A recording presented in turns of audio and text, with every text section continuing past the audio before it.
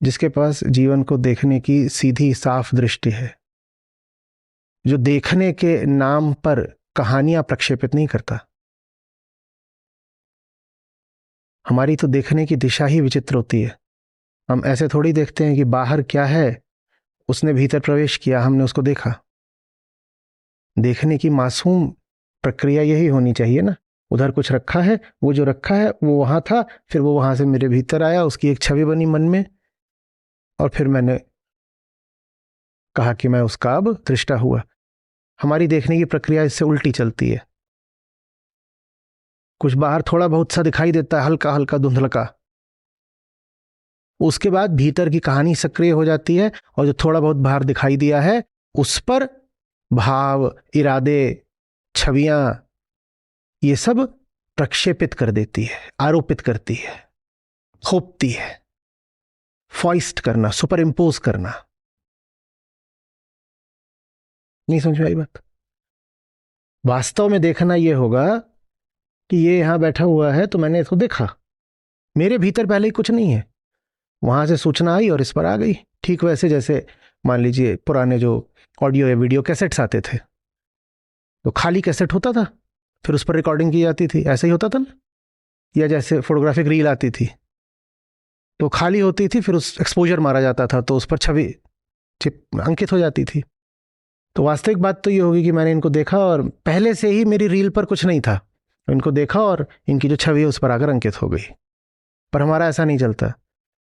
हमारी जो रील होती है उस पर पहले ही एक कहानी छपी होती है, पहले ही कहानी छपी होती है। अब उस कहानी के साथ मैं इनसे बस थोड़ा सा अंदाजा लेता हूं कि इधर है क्या, और फिर ये जो कहानी है ये 80% चलती है और इनका जो तथ्य है वो 20% चलता है। जैसे कि बैकग्राउंड म्यूजिक इतना ज्यादा लाउड हो, तीव्र हो, कि उसमें गायक की आवाज बमुश्किल सुनाई दे रही हो।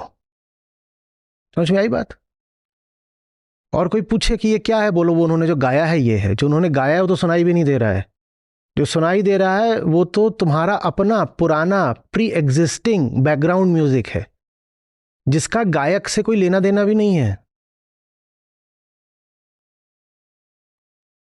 वो तुम्हारी अपनी कहानी है, हम उसी कहानी में जीते हैं। और तुर्रा ये कि हम कहते हैं कि वो मेरी कहानी नहीं है, वो जो उसने गाया, उसने क्या गाया, उसकी क्या ध्वनि है।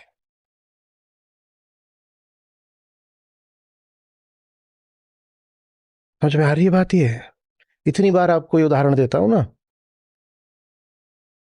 कि अगर मैं एक ही बात बोल रहा हूं, तो अभी मुझे बोलते जरा सा वक्त हुआ, आपसे कहूं कि लिखिए मैंने क्या बोला, तो बताइए सब लोग अलग अलग क्यों लिखेंगे? और आप अलग अलग ही नहीं लिखेंगे। आप जो लिख रहे हैं और आपका पड़ोसी जो लिख रहा है, वो दोनों एक दूसरे के विपरीत हो सकते हैं। और झटका खाने को तैयार रहिए, क्योंकि सदमा मुझे लगता है तब जब मैं देखता हूं कि आपकी बात न सिर्फ आपके पड़ोसी की बात के विपरीत है। आपको कहा गया है कि लिखिए कि मंच से क्या बोला गया।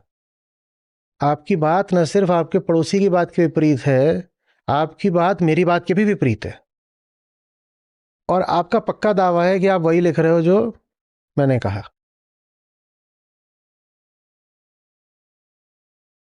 आ रही बात समझ में? ये होता है कहानियों में जीना। आप मुझे थोड़ी सुन रहे थे, आप अपने आप को सुन रहे थे, क्योंकि भीतर लगातार कोई बैठी हुई है दादी माँ जो कहानी सुना रही है, बहुत शोर है भीतर। आप बस आत्ममुग्ध हो, भीतर एक आत्मसंवाद चल रहा है। उसमें थोड़ी बहुत बाहर से मेरी आवाज आ गई, तो जो मेरी आवाज आती है वो भीतर के ही कारखाने का हिस्सा बन जाती है ना। कारखाने में तूती की आवाज कैसे सुनाई देगी? जबरदस्त भीतर न जाने क्या क्या बज रहा है, थालियां बज रही हैं, नगाड़े बज रहे हैं।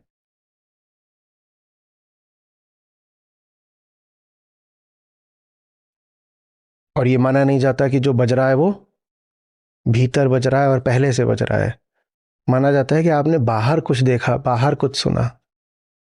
बाहर क्या देखा, क्या सुना? इसीलिए तो वेदांत बोलता है कुछ देखते नहीं, तुम बस प्रक्षेपित करते हो। तभी तो हम कहते हैं कि जिसको कामना होती है ना वो देख सकता है कुछ, ना सुन सकता है, ना सूंघ सकता है, ना जान सकता है, वो अपने ही भीतर जीता है, जिसको आज की भाषा में कहते हैं इको चेम्बर, आंतरिक अनुगूंज, गूंज की भी गूंज।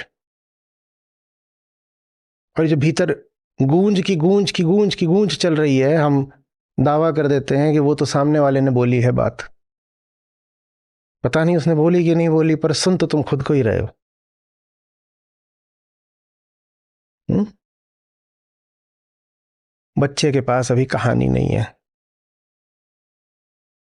कहानी माने तथ्यों का एक वैकल्पिक खाका। तथ्य पता नहीं, पर जिस तरीके से तथ्य वर्णित करे जाते हैं उसी तरीके से मैं कुछ कह दूंगा और दावा हो जाएगा कि तथ्य है। छोटे बच्चों को जब वो 2-4 बार उनको डॉक्टर के पास ले जाते हैं वैक्सीनेट कराने वगैरह के लिए, सुई वुई लग जाती है, उनको भी अनुभव होने लग जाता है कि ये सफ़ेद कोट वाला खतरनाक है,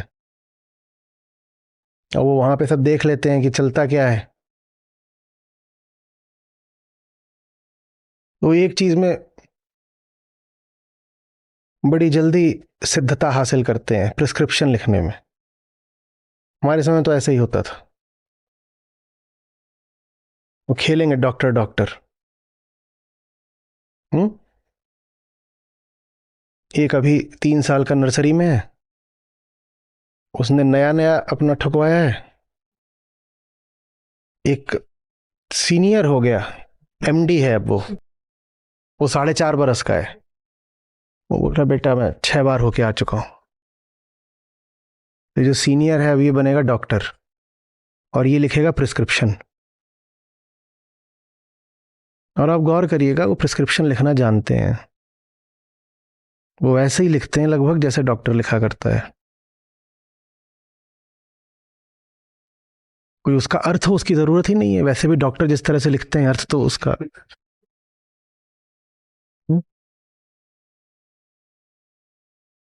वो भी ऐसे ही लिख देते हैं। ये कहानी है जो तथ्य जैसी लगती है, पर वो तथ्य से उतनी ही दूर है जितना कि एक एमबीबीएस एमडी डॉक्टर का प्रिस्क्रिप्शन एक 4.5 साल के बच्चे की गोदाई से होता है। गोदाई जानते हो ना, गोदना जानते हो ना, बस गोद दिया। और दिखने में वो थोड़े एक से लग सकते हैं, खास करके डॉक्टर का जो लेटर हेड है अगर वो दे दो आप बच्चे को, उसमें ऊपर सब लिखा हो, पूरा ऊपर डॉक्टर अनमोल जावड़ेकर, 5 उसकी डिग्रियां लिखी हैं, 2 उसमें लंदन से करी हुई हैं, पूरा सब खटाखट अपना नाम वाम उम्र सब पूरी लिख दी है, और उसमें बच्चा भी अगर गोद दे तो एक बार आप किसी को दीजिए बोल के कि ये प्रिस्क्रिप्शन है, तो ले भी लेगा।